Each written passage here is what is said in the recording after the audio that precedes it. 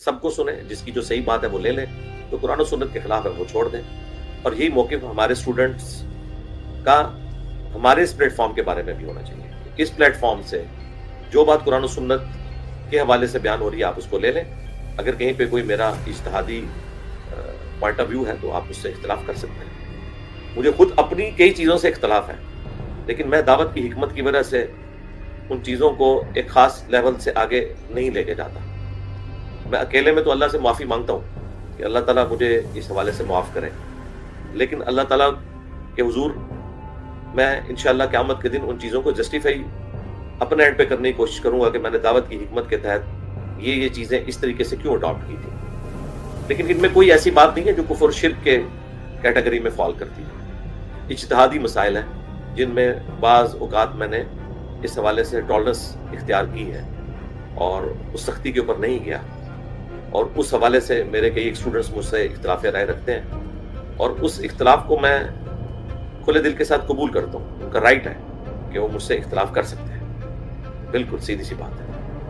اب وہ مسائل کون سے ہیں وہ میں اگر بیان کروں گا تو پھر سارے پہنچ جائیں گے کہ میں کن چیزوں کی بات کر رہا ہوں, اس لیے میں ان کو اشارتاً بھی بیان نہیں کروں گا. ہم بس اس کو اتنا کہتے ہیں کہ اللہ تعالیٰ ہمیں قیامت کے دن اپنے محبوب صلی اللہ علیہ وآلہ وسلم, ان کے جانثار خلفائے راشدین اور اہل البیت علیہم السلام کے ساتھ معشور فرمائے. جناب تقیہ باز پلمبر مرزا نے یہاں جس غلطی کا ذکر کیا ہے اور کہا کہ میں دعوت کی حکمت کے تحت یہ کام کرتا ہوں اور میں تنہائی میں اللہ سے معافی بھی مانگتا ہوں, اب یہ کون سی غلطی, کون سا گناہ مرزا کرتا ہے اور پھر تنہائی میں اللہ سے معافی بھی مانگ لیتا ہے؟ یہ مرزا کی زبانی ہی چند باتیں سن لیں اور خود ہی اندازہ کریں کہ یہ شخص کتنا بڑا تقیہ باز ہے. ماشاءاللہ اتنے بڑے عالم ہیں.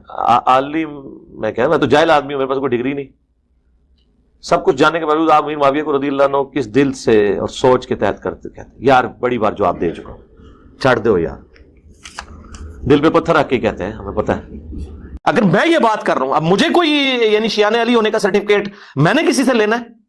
تم لوگوں نے پوری زندگی یعنی سینکڑوں سال امیر شام پہ لانتے بھیج کے ان کی غلطی لوگوں پہ عیاں نہیں کی.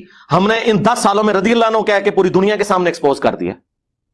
ہم سے زیادہ کون غدیر خون کا مقدمہ لڑ رہا ہے؟ کیا کسی نے اب تک اختلاف کیا ہے جو اب بھی جڑا ہے؟ سارے مجھ سے اختلاف کرتے ہیں. میرے کئی اسٹوڈنٹ کہتے ہیں آپ حضرت معاویہ کو رضی اللہ عنہ کیوں کہتے ہیں؟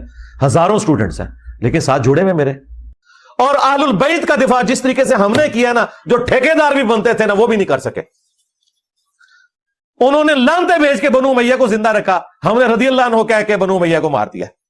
یہ ہے فرق. ہاں تو میرے بھائی فیصلہ خود کریں کہ مرزا نے کس غلطی کی طرف اشارہ کیا ہے, مرزا تنہائی میں کس غلطی پر معافی مانگتا ہے. میرے بھائی یہاں اس غلط فہمی میں مت رہنا کہ شاید مرزا صرف امیر معاویہ رضی اللہ تعالیٰ عنہ پر ہی تنقید کرتے ہیں. نہ میرے بھائی, جس طرح کا رافضی صحابہ اکرام کے متعلق عقیدہ رکھتے ہیں بالکل ویسا ہی عقیدہ مرزا صحابہ کے متعلق رکھتا ہے. جیسا رافضی ابو بکر عمر عثمان کے متعلق سوچتے ہیں بالکل ویسا ہی مرزا سوچتا ہے. لیکن مرزا اپنے اندر کا کچھ گند کھل کر بیان نہیں کرتا, لیکن جیسا کہ مرزا نے بتا دیا ہے کہ میں اسی غلطی کی معافی تنہائی میں مانگ لیتا ہوں.